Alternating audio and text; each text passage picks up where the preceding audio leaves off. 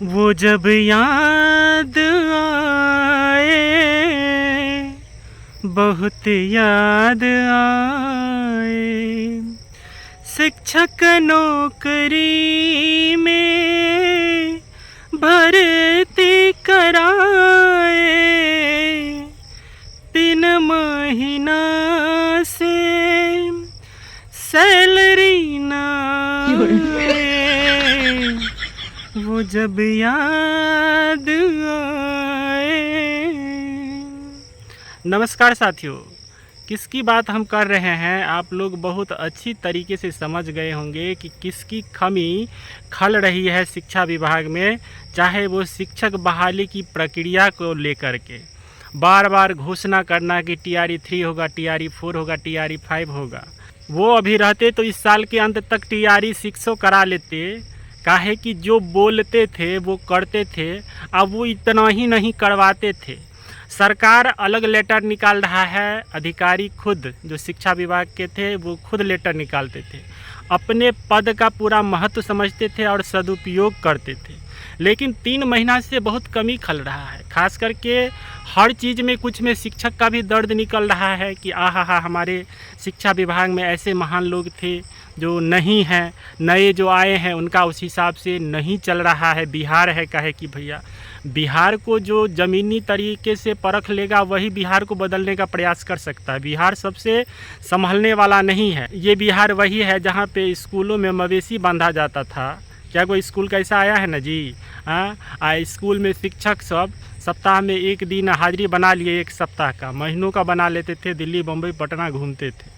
लेकिन उस चरमराई व्यवस्था को रोड पर लाने के लिए और एक नई उम्मीद, ये संभव नहीं था कि बिहार का साक्षरता दर बढ़ेगा और बिहार के स्कूलों में शिक्षकों को लेकर के इससे पहले भी सुशासन बाबू हैं और इनका निरंतर प्रयास रहा है। लेकिन एक ऐसे IAS अधिकारी जो इस तरीके से बदल देना, चाहे वो शिक्षकों को भर्ती करके स्कूलों में चाहे जिस रूप में भर्ती हुए हैं और उसके बाद जो शिक्षक पहले से थे उससे किस हिसाब से लाइन पे लाया जाए, चाहे ऑनलाइन हाजिरी के तहत हो जाए, रंग बिरंग का चीज़। आजकल क्या हो रहा है, जो शिक्षकों सबका दर्दों निकल रहा है कि हम सब तो स्कूल जा रहे हैं, मेहनत कर रहे हैं, हम लोगों से मेहनत करवाने में कोनो चूक नहीं छोड़े, लेकिन हम लोग को सैलरी टाइम पर नहीं आ रहा है। पहले हुआ कि जो बच्चा सब स्कूल नहीं जाता था उसका नाम कर दिया जाता था कुछ समय पहले, लेकिन अब फिर से वही प्रक्रिया चालू हो गया। बच्चा सब फिर निश्चिंत हो गया। एक बीच में दक्ष मिशन का भोजन को लेकर के वस्त्र, बैग, जूता, इस सब टाइट्यूब देखते थे। बच्चा सबको भोरे भोरे स्कूल जा रहा है, मज़ा आ जाता था। जो बिहार की स्थिति बदले, जड़ बदलेगा उसके बाद धीरे धीरे हो सकता था इस तरह की प्रक्रिया रह जाती तो साल 2 साल में जो है सो चरमराई अवस्था, विद्यार्थी सब पढ़ना भी शुरू कर देता। जब उसके संस्कार में परिवर्तन होगा तो पढ़ाई भी चालू हो जाएगा। लेकिन फिर से वही प्रक्रिया शुरू होने लगी है 3 महीना से। फिर से जैसे एक बार पहाड़ पर चढ़ा लेकिन पैर फिसल गया, तो वही बिहार का शिक्षा का हाल हो गया है।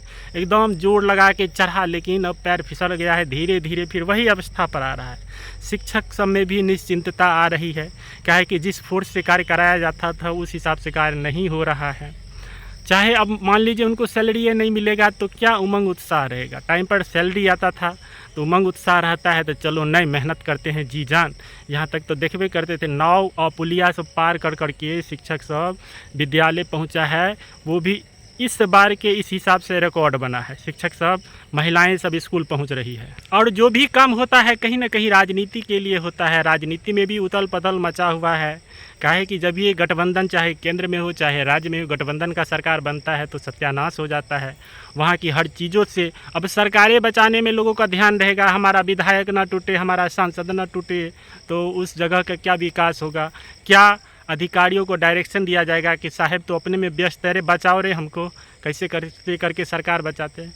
तो ये सब खेला चालू है, सरकारों का कुछ विशेष ध्यान इस पर नहीं जा रहा है। ऐसे में आप लोगों को क्या लगता है कि आने वाले समय में बिहार की स्थिति और बदलेगी कि नहीं बदलेगी? आप लोग अपनी विचार ज़रूर रखें।